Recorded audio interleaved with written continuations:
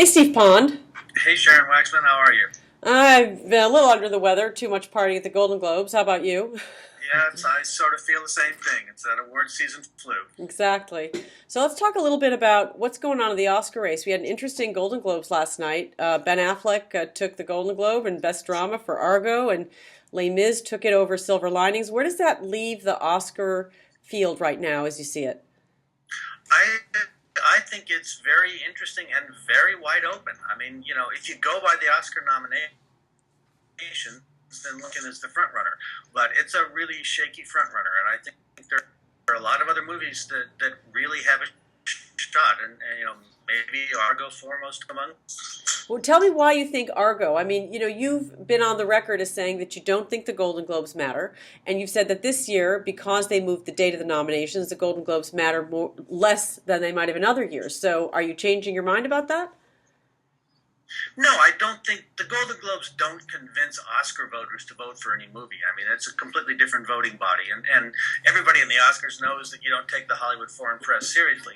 But that and the Critics' Choice back to back, I mean, it was a nice boost for Argo at a time when all the focus was on, oh, poor Ben Affleck, he got snubbed in the Best Director race.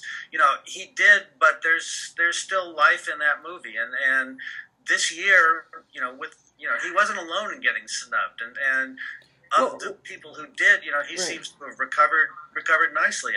The Golden Globes aren't going to change the Oscar voters' minds, but they are going to just give a movie a boost at a Gives time when it, it. well, if nothing else, it gives it a whole lot of headlines this morning for sure. Yeah, What about Silver Linings, which you know, I would have presumed that Les Mis is the kind of movie that the Golden Globes voters like.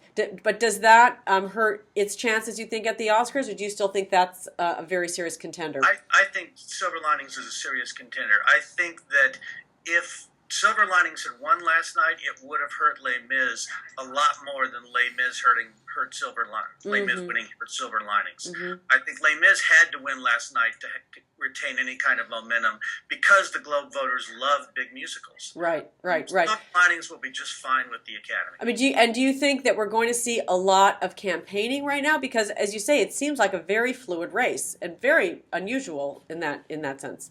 Yeah, I mean, there will be a lot of campaigning, but it will be quiet campaigning because, we're now in the post-nominations phase where the Academy really restricts what you can do. Mm-hmm. So last weekend was sort of the last loophole for parties, and now everything's got to be quiet. But yeah, that everybody is trying to play the angles now because this is the most wide open race we've had in years. What do you think you're going to see? I mean, Lincoln had been, I think, the presumed front runner for sure, but last night the awards went kind of all over the place.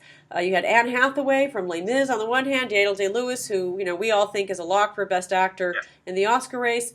It's kind of it was very, very mixed. And so, what could make the difference over the next several weeks? Well, I think what's really telling will come on January 26th with the Producers Guild Awards. Mm-hmm. Those are the ones that will tell you who the real front runner is. Right now, we think that Lincoln's a front runner, but we don't really know. Mm-hmm. After the Producers Guild, I would say we'll know who the front runner is.